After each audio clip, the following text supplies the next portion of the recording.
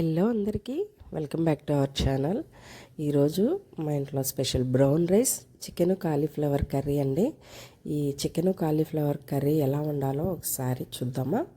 ముందుగా స్టవ్ పైన బాండీ పెట్టుకొని వాటర్ వేసి వాటర్ హీట్ అయిన తర్వాత చిన్నగా కట్ చేసుకున్న కాలీఫ్లవర్ ముక్కలను వేసుకొని ఒక 2 నిమిషాల పాటు ఉంచుకొని జాలీలోకి తీసుకోవాలండి. ఇలాగ వేడి నీటిలో వేయటం వల్ల కాలీఫ్లవర్లోని చిన్నగా పురుగు ఉంటుందండి. అట్లా ఏమన్నా ఉన్నా సరే అది చచ్చిపోయి వాటర్లోకి వచ్చేస్తుంది. సో ఇలా తీసుకొని పక్కకు పెట్టుకోవాలి. ఇప్పుడు చికెన్ అండి, ఇది మొత్తం బొయ్యిలు కనపడుతున్నాయని చూస్తున్నారా. మేము పికిల్స్ బిజినెస్ స్టార్ట్ చేసాం కదండి.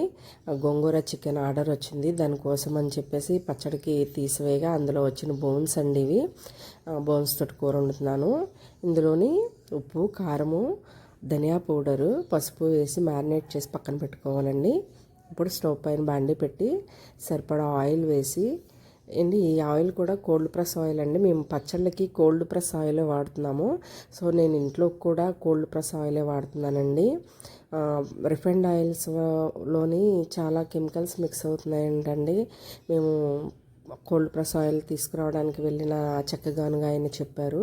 సో నేను ఇంట్లో కూడా సరే ఇదే తీసుకుందామని తీసుకుంటున్నానండి.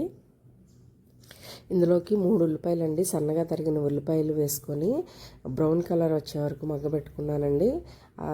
ఇది బ్రౌన్ కలర్ వచ్చిన తర్వాత అల్లం వెల్లుల్లి పేస్ట్ అండి 1.5 స్పూన్ వేసి అది కూడా పచ్చివాసన పోయేంత వరకు వేపుకున్నానండి.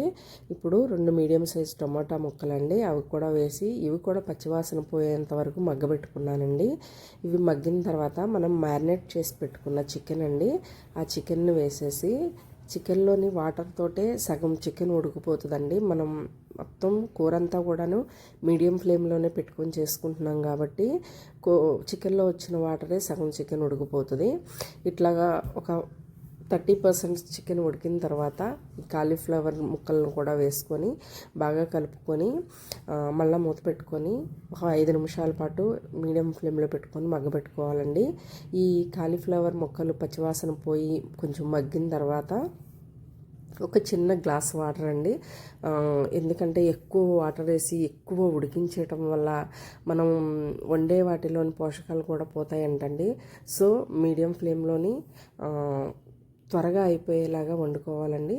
సో చికెన్లో వచ్చిన వాటర్ తోటే చాలా మటుకు కూర అయిపోతుంది. ఇంకా కొంచెం వాటర్ కూడా ఏమన్నా పచ్చి ఉంటే కనుక అది కూడా అయిపోతుందండి.